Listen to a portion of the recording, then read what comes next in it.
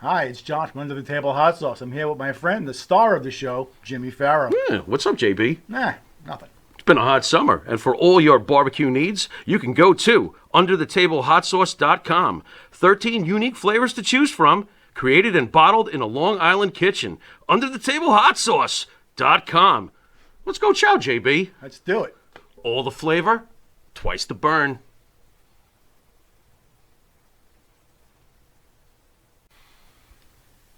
The Monty and the Pharaoh Show is brought to you by. Because wine is your second favorite four-letter word.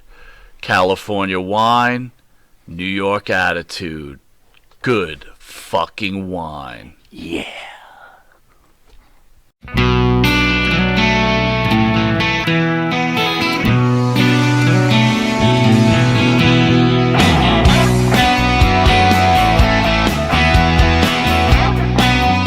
Back. Bring Me Back from Exile was Dusty Rose. Never sacrifice. We never leave love alone. Is hate really worth the price? Look at Watching Fox, I stopped watching everything.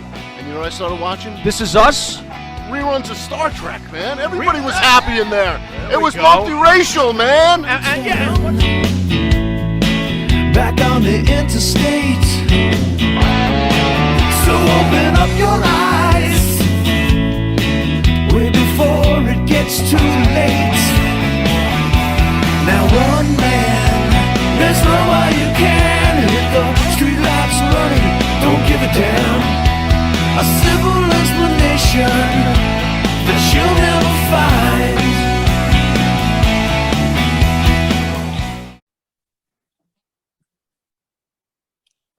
Good evening there, ladies and gentlemen. I would like to present to you the numero uno first edition of In the Dungeon with AA, the reinforcer, Andrew Anderson, and the Taskmaster, Mr. Kevin Sullivan, is in the house. Gentlemen, much love. Great to see you guys. How are we feeling today?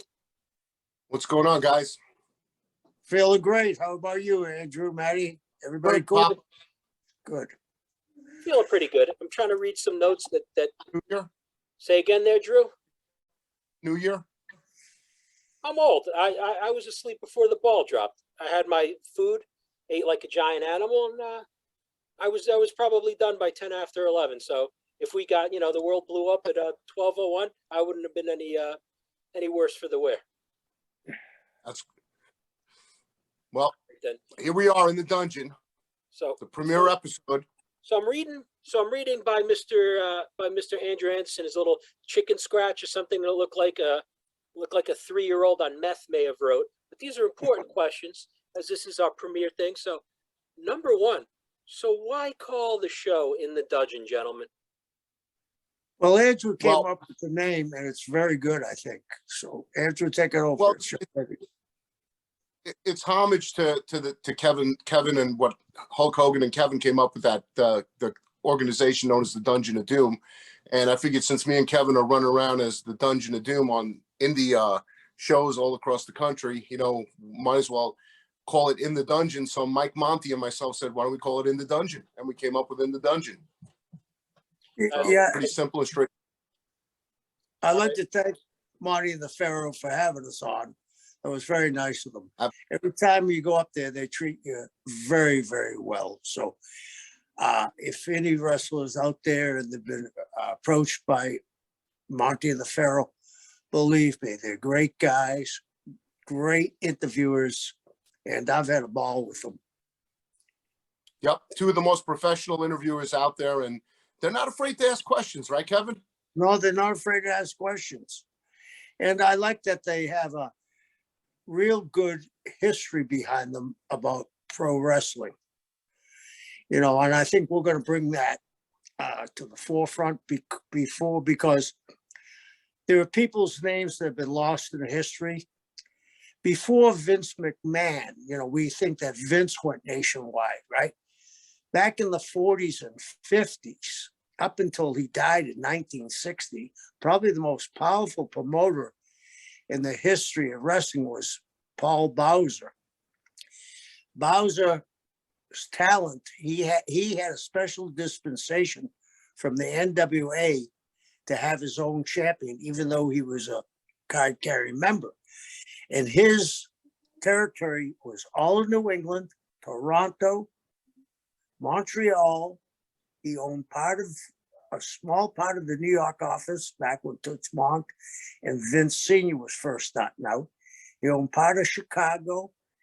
He owned LA, put a promoter in LA, and he put a promoter in San Francisco. And his champion would drop the belt or defend the belt in those cities around the country. So he was probably the first national promoter. So that's a thing in the day, because when TV came in, he had his stars, and when he would put them on the board or the program, the billboards, it would have a little thing, TV star out of Chicago, which was a national television program. Wow. Yeah. Pretty cool. And going on to shows like when we were doing podcasts and TV shows like Monty and the Pharaoh, they were two of the guys that were fascinated with the history of professional wrestling, and that was stuff that even they didn't know, couldn't being the historians that they are. Kevin is well renowned as a historian in the business, and his wife Linda actually wrote a book called Old School, which the names and the places have been changed, but the characters, once you read the book, you'll be able to put a connection with Vince McMahon's character, Vince McMahon Sr.'s character, Paul Bosch's character, Paul Bowser's character, Sam Munchnick's character, Fritz von Erich's character, and you'll be able to tie in all the pieces if you know your wrestling. If not, it'll be just another story about how all the underworld at the time ran the professional wrestling business, right, Kev? Right. Because you got to remember, they also ran the boxing. I'm not saying that they had complete control of the wrestling business, but it's funny that all the Monty, when Monty and the Pharaoh and I were talking, when the NWA was formed, it was formed on port cities, whether it was the Mississippi, the Atlantic, Pacific, the Great Lakes. So, the docks have always been in control, or were in control back in the day, by unsavory characters. Yep, absolutely. And Linda wrote a book called Old School by L.A. Taylor, which is Linda's real name, her maiden name. And, it's out on Amazon. You can look at it on Amazon.com, and you get your book on Amazon Books. So that's one thing we're plugging relentlessly, not only on our podcast, but also on other podcasts, also as we travel across the country and make appearances at various conventions and meet and greets. Right, Kev? Right. Absolutely. Well, yeah. So I think that's something that's going to be enjoyed by everyone, is that you guys are going to bring together. And I think the real purpose in the dungeon is we're going to be able to bring that history, right? That wrestling history, not just guys who've wrestled and guys who've been around the industry for decades, but you guys together with all your combined years in and everything, going to really be able to supply your viewers out there with the history of the business, what it was, how it is today, where you think it's going to go in the future. And I think it's going to be an interesting look, right? I don't want to interrupt you, but not only going to be about professional wrestling. We're also adding a lot of diversity to this podcast. This isn't just another professional wrestling podcast. This is not going to be just another sports-oriented podcast. We're going to have everything from professional wrestlers, professional powerlifters, musicians, rock stars, famous guitar players, hint, hint, wink, wink, and various comic book artists, master distillers, and through our contact with you, some very famous chefs and manufacturers along the way, and one of our first guests on the next episode is going to be Craig Massey, who was on WWE's A&E's edition of WWE's Most Wanted Treasures, Most Sought After Treasures. And he was the one who was on that episode and had a lot of memorabilia. He's going to be on with us on the next episode discussing that.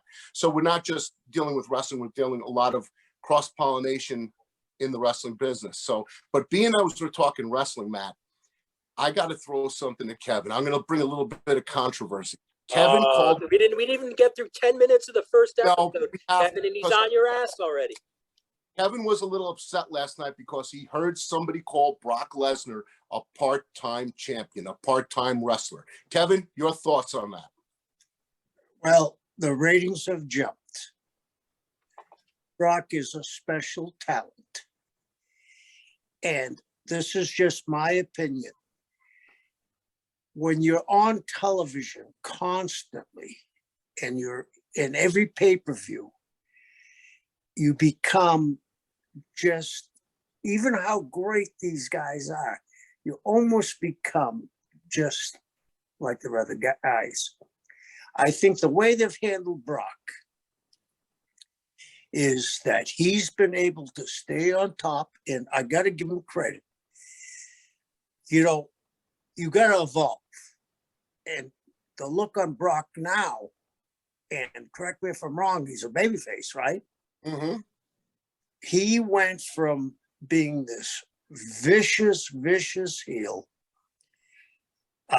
Mike Tyson-ish, to he's starting to become a beloved character, and he's starting to show more of his character on television. So, I mean, how can you knock a guy that comes in and the ratings go up immediately? You can't.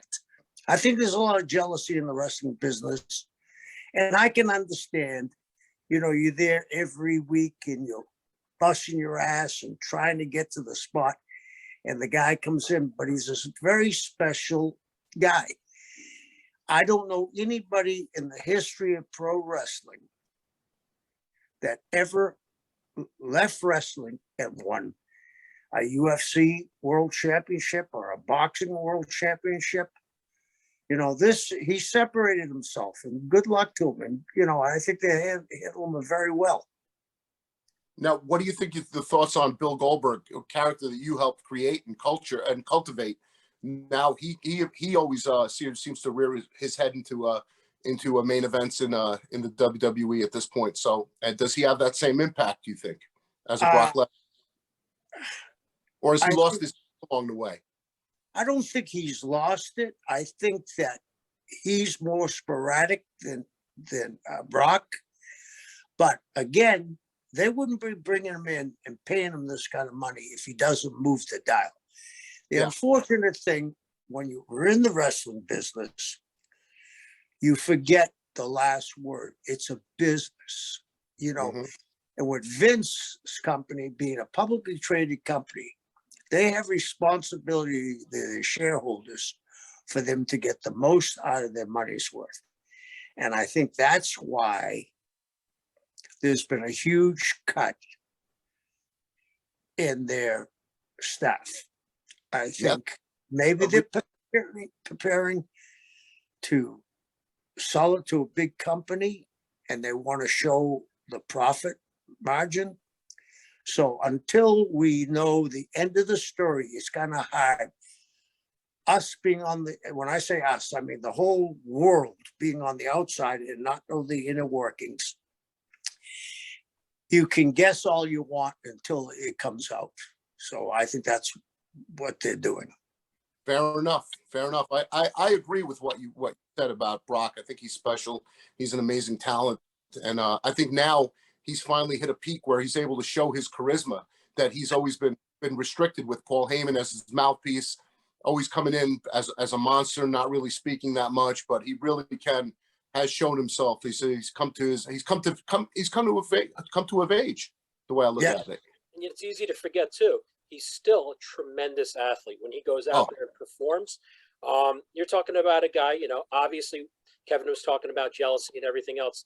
A guy like me who's been around wrestling on the outside for a good chunk of my life can see how the younger kids on the roster is going, hey, this guy's getting a chance, you know, he's taking away chances from us.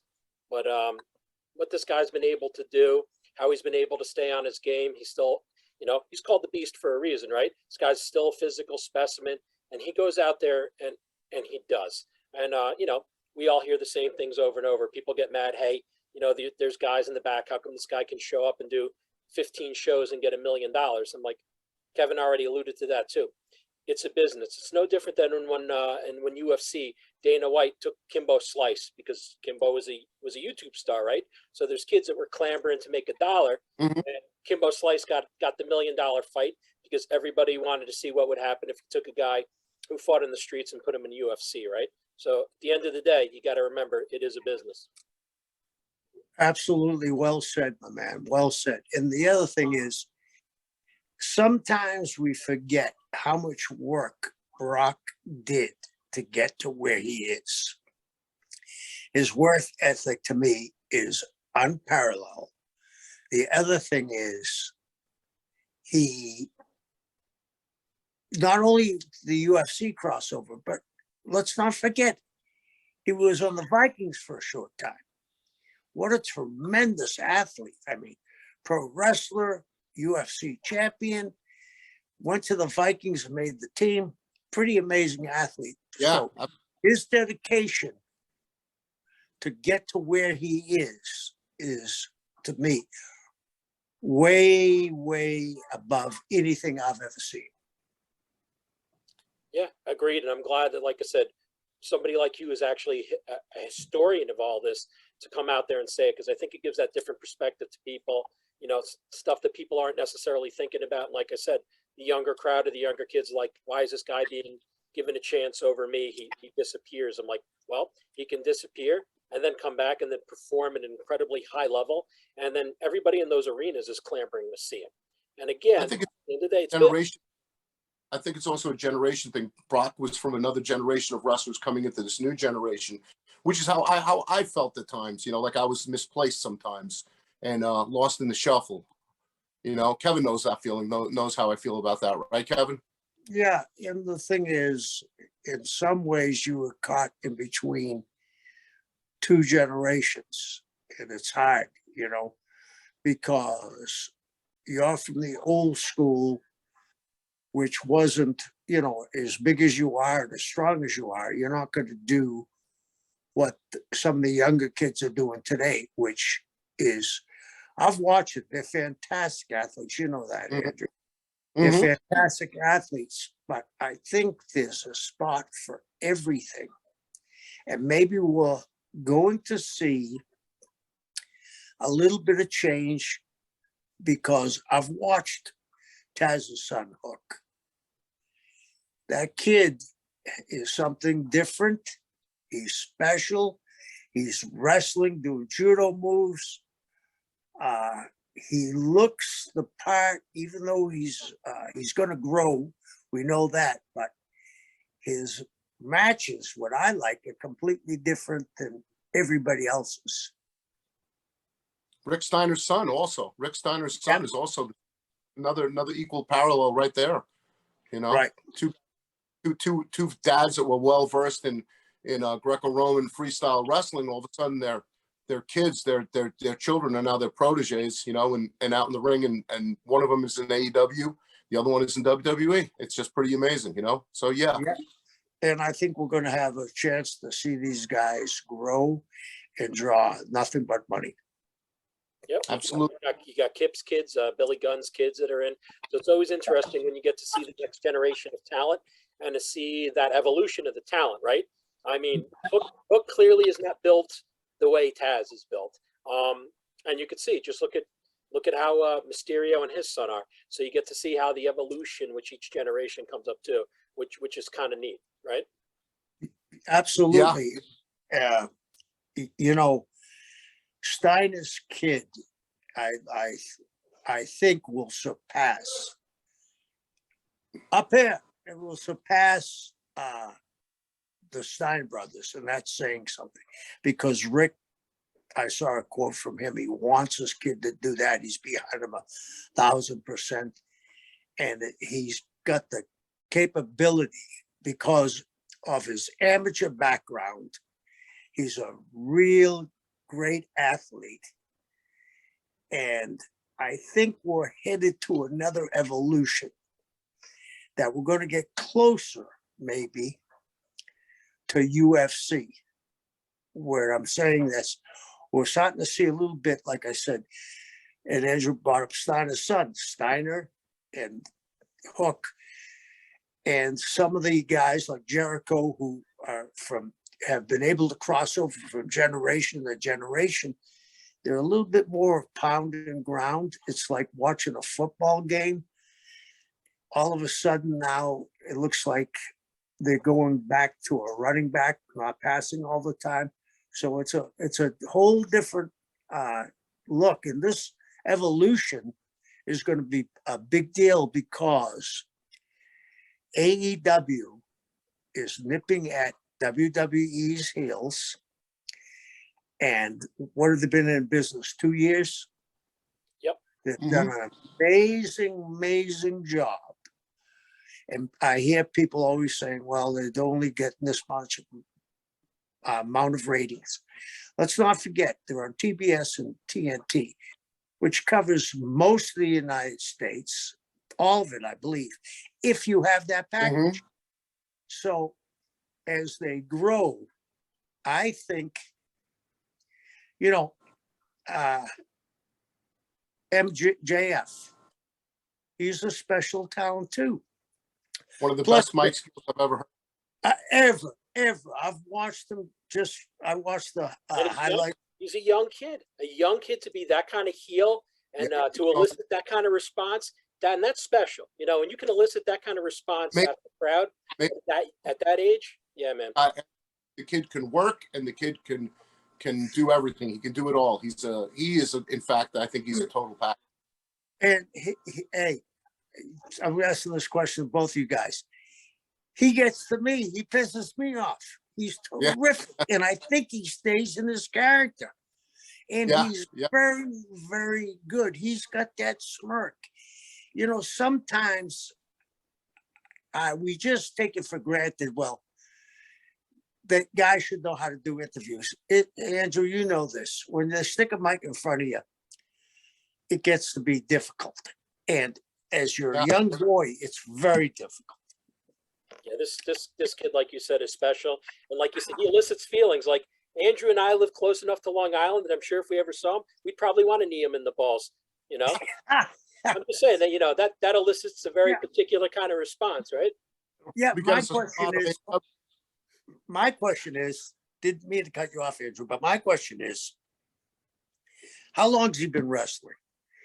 The second thing is, how long has he been able to do interviews in front of that kind of audience, that kind of pressure, and he pulls it off without a glitch, which I was watching their highlights, and him and Punk did that interview back and forth.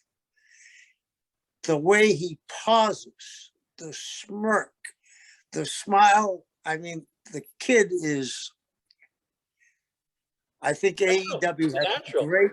Yeah, AEW naturally out of him. The flow of it, and everything in this world is about flow. In the ring, outside of the ring, when you're being interviewed, that kid has that flow, and you know what? That's something special to see. Calling and acting, I think he's got a future calling in Hollywood, because that kid did a lot of that on the fly, and that's just amazing. So that's skill. That's natural skill. Agreed. I want to go back to which one of you mentioned Billy Gunn? I did. Okay. Does anybody in the wrestling business, maybe discounting Roman and maybe Brock, does anybody look better than Billy Gunn? Not at all. Not at all.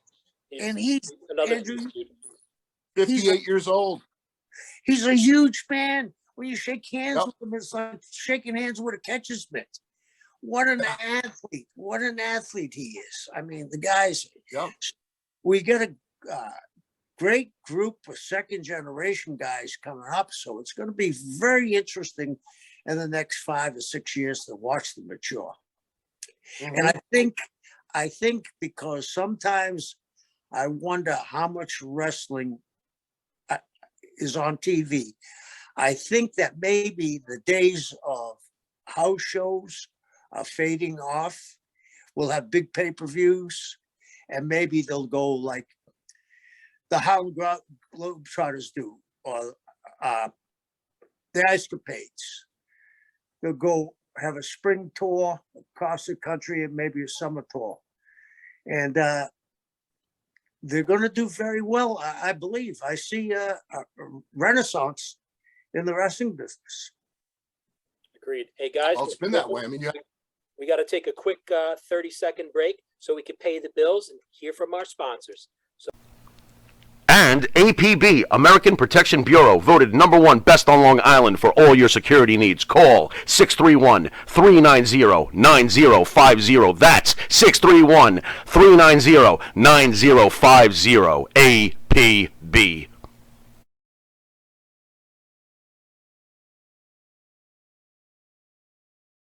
Do you treat your dog as part of the family? Well, so do we. So why not celebrate your pup's birthday with the ultimate party box? Check us out on Instagram, Twitter, and Facebook at Party Pup Info, and let us make your pup's party or any celebration perfection. Introduce a friend of mine here. Yeah. He trains with me every day. He was an amateur wrestler. He's had amateur MMA fights. Ryan, come on over here. This guy trains very, very hard. And I'm hoping that he goes back and does some MMA. oh, Right. buddy, Welcome to the show, brother Ryan. How you feeling, my man? Excellent. I think my shoulder's out of the socket, but other than that, you kind of look like Jack Osborne a little bit. I don't know who that is. Like Jack Osborne, Ozzy's kid. Oh, okay. Yeah, a little chubby. See, you beat Andrew for 30 seconds. You already want to fight him. See, that's that. Yeah. Kevin, you've done your job, bro. That's right. Yes. Hey, really? together. Way to go, Drew. He's unbelievably strong. He's like you, Andrew. He's just strong naturally.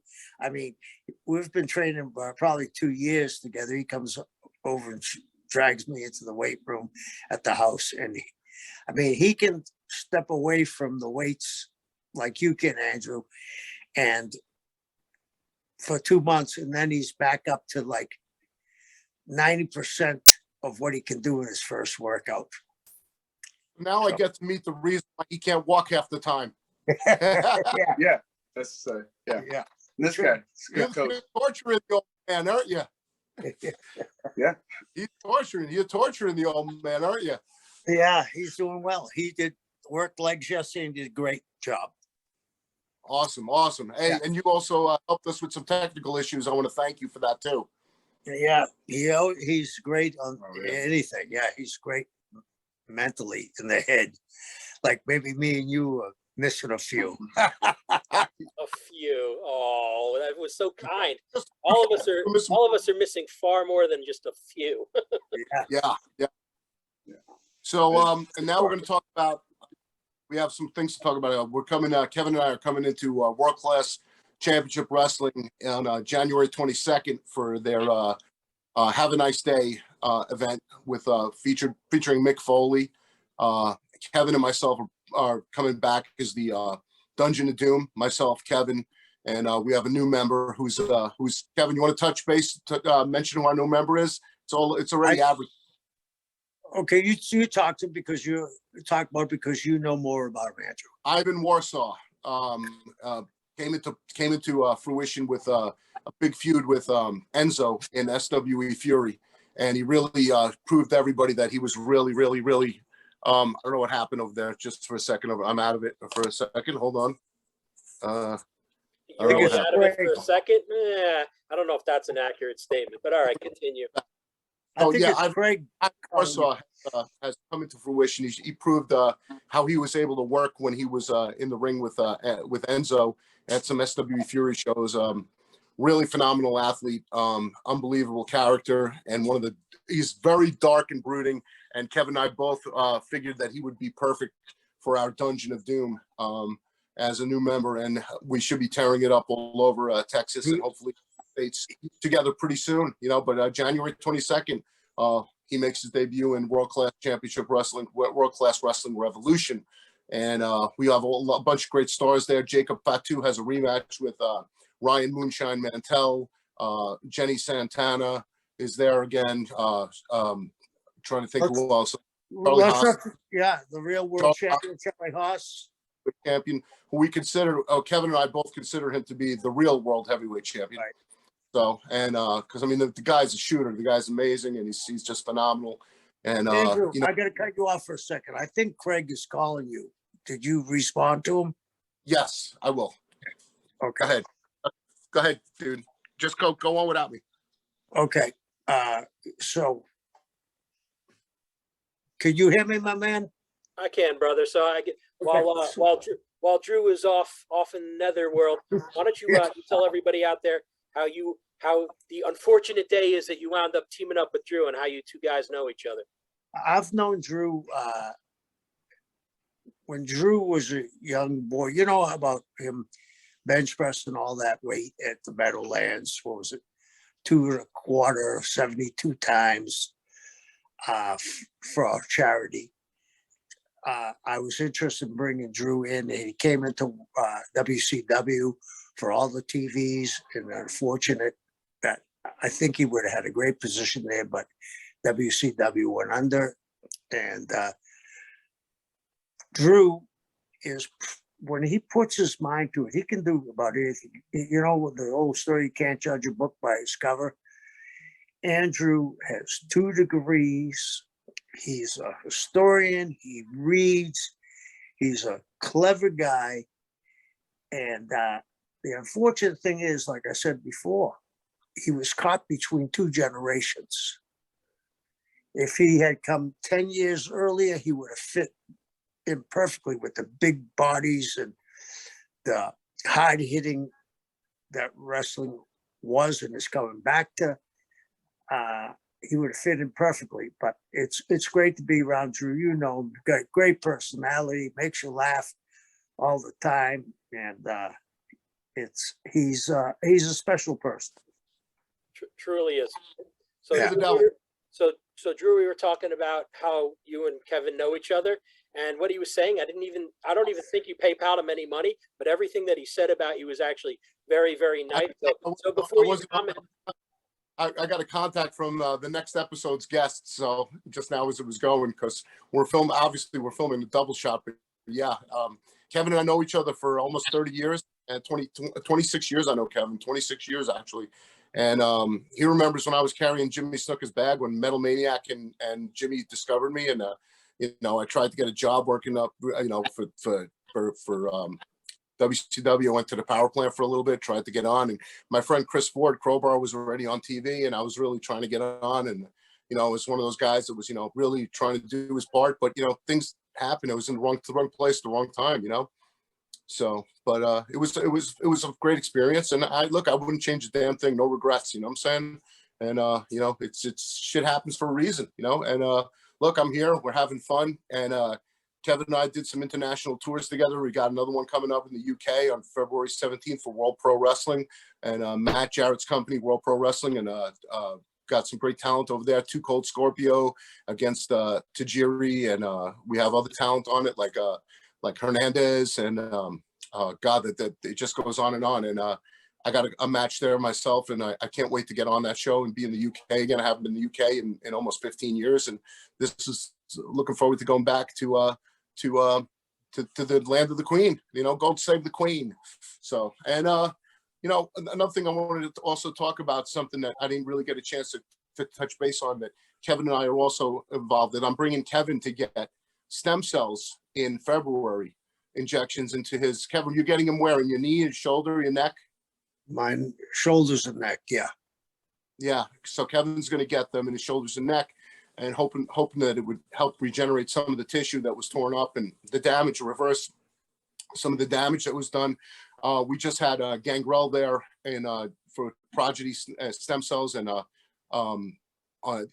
Jenny Santana was there in November, and myself, I shoulder at almost full range of motion again. You know, I'm not going to be military pressing, you know, 225 pounds anymore, or dumbbells, 150-pound dumbbells, but I'm just happy to be pain-free and, you know, being able to do what I got to do. And Gangrel just did his back and his knees, you know, so, you know, hopefully we'll be able to help Kev out, right, Kev? And you know, AJ Caprio and Dr. Angelo Caprio at Integrated Pain Management, I'm giving them a plug because they are some of the guys that help keep me around and keep me driving everybody crazy in the wrestling business and in the media and acting business, driving everybody nuts as only I can do. So, we'll just smile and wave. Yes, we love you. Yes, smile and wave. We love you. So, anyway, so what else is going on as far as your world, Matty? What's going on with you? Well, obviously, since we've had this little thing going called COVID going on, it's been a strange world. So for much like you guys, for people that are usually on the road 120 days plus a year to kind of have our wings clipped a little bit, things have been interesting. As a promotions guy, there's not a lot of big events or things to promote when it's highly frowned upon. So, much like you guys, we're doing stuff like we're doing today. I think the whole evolution of what we're doing today actually started with COVID. As you know, I have my bourbon blog show, which is up to its 100th episode now, and it's spawned from the inability to be with people in person. So the second best thing is to be doing it digitally the way we're doing today. And like I said, now you're co-hosting with the Reinforcer and Kevin Sullivan, the Taskmaster, in the Dungeon. Who would have thought? Exactly. And tomorrow evening, you and I have a date with Sanj Patel in Sanj's Smoke Shop, unveiling his newest stick. Yep. As a matter of fact, see that behind my head, kids? That's the new logo there. Yep. for SP 1014s, baby. Sanj Patel. If you're Jersey folk, so that's tomorrow. That'll be Friday the 7th at 4 p.m. to whenever. So yeah, and Matty, I will be there if you want to come in, stop in, and say hello. Right? Yes, sir. Matty, I got a question for you. You've got 100 episodes you've done, right? And I agree with you. It's a whole new ballgame. Do you foresee this going on for a while, this COVID? Yes. And I try to always keep politics out of everything I do, but it's kind of like reading 1984. So what we have is, look, is it real? Of course it's real. Have people gotten sick and died? Absolutely. It's very real. But what's happening now is we're kind of creating a culture of fear. And that culture of fear is overtaken common sense and sensibilities. At the end of the day, common sense will always, or should always, dictate, what the smart thing is to do or not the smart thing. So while people are killing each other and cursing each other out for, hey, you're vaxxed, you're unvaxxed, and we've been friends for 40 years, but screw you. I don't hear anybody yelling what vaxxed or unvaxxed when someone goes to a store and I could literally see them hacking their lung out. I'm like, I don't know if you're vaxxed or unvaxxed, but you literally just hacked a piece of lung further than Andrew Anderson can throw a human across a ring. And I'm like, I'm not sure how I feel about that. And again, that's a sense and sensibility thing. Do this, do that. Well, where's your accountability for doing some of the crazy shit? If you don't feel good, keep your ass at home. Well, that's the problem. It's common sense seems to have there's a lack of common sense now. It seems to have lost its Andrew, I got to interrupt you. Craig is looking for the passcode.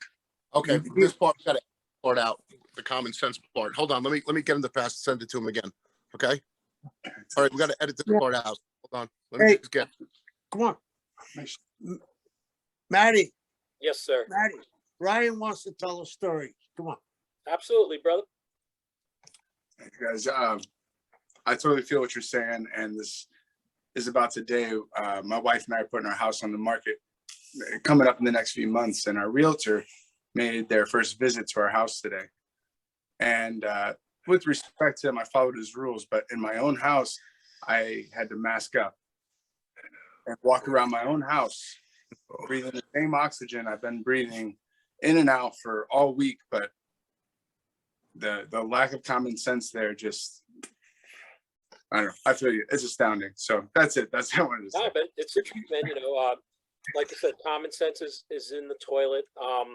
And fear, like I said. Tired of that same old breakfast, lunch, and dinner. Same old tasting scrambled eggs, burger, that dinner steak, ribs, or pork chops. Why not add a little bit of spice or just a touch of heat to make the difference? Change that scrambled egg with a little bit of Johnny Fabulous's John Cena Sr.'s $1 Million Jalapeno Hot Sauce. Great on burgers, steaks, chops, and those barbecued ribs.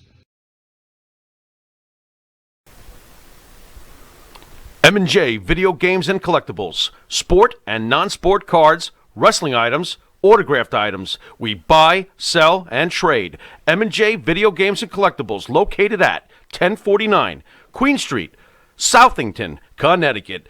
Call us at 1-860-479-9223 or 860-93-GAMES. M&J Video Games and Collectibles. Getting back to what we said, you got 100 blogs out there.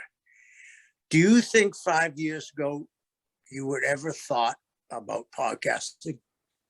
No, I always knew where it had its importance and how to reach people, and like I said, there's a platform for it. But after what happened and literally not being around to have contact with other people and this filling in for it, there's no world where I ever thought that this would happen. And again, it's something we very much took for granted because the last time this happened was 100 years ago during the Spanish flu. So nobody thought about this. This was everybody's worst nightmare. And part of the human condition is all of us want to be togetherness. Humans are social beings, right? So we had to go for the next best thing. And this is what we got. I got to inject something, Matty. I'm a huge baseball fan, okay, especially the Red Sox. Yeah, I didn't want to say anything. I'm a Yankee. So you got the international choke sign, right? Then why? Three games up and you bring a Hall of Famer, the only guy elected unanimously. But you got thank goodness, because Big Papi's going to get in because of what he did for the Red Sox, 3 championships. I got 27 rings to help the boys shine. Right, kids. But what I was going to say was, I saw a thing that I couldn't believe. It was a picture of a 1918 game where the catcher, the batter, and the umpire had a mask on. So mascot knew, you know what I mean? But I hope that we get back to this normalcy. I mean, that's what I've said on that product. So, yeah, and like I said, it's going to be common sense. And like I said, each generation is different. Luckily, this isn't World War II where you go like this. I have a sniffle. I'm out. I'm like, dude, it's a sniffle. Nope, I'm done. I got a sniffle. Right now, with this new Omicron variant, I think a lot of people are looking for a reason to stay home and looking for a reason to waiting online where they weren't with the initial thing, waiting online to get COVID tests, and people are just lines going around the block. There's a lack of surplus in COVID take-home tests, and everyone from physicians to those little. Andrew, I'm going to interrupt you. You know what I find strange? You're talking about the COVID lines, right? Ryan lives up the street from me, right here on Columbia Beach Drive. We don't have any lines. You can walk into the Family Island Drug and get any kind of shot you want. It seems to me, well, we got very few people in this end of the island at this time of year, where our population probably triples in the summertime. Mm-hmm. But I find it strange, but that these people have as much as they need, but Seattle, major cities don't. LA, you know, what I mean? It's crazy. It's crazy. Smaller suburbs, there are lines going around. Every city MD, every little mom and pop vaccination center that they have, they're all lined up for COVID testing. Not for the shot, not for the vaccines, to get COVID tested. And most of the people who are getting sick are the ones that haven't been vaccinated. Yeah. So, I mean, there wasn't a big rush, a run on the bank to get a COVID vaccine, but you want to get COVID tested. You want to know if you have it or not, but you don't want to know if you're immune to it or not. But getting a vaccine, I mean, I'm not saying it gives you immunity, but at least it gives you a chance. It's a chance at survival. So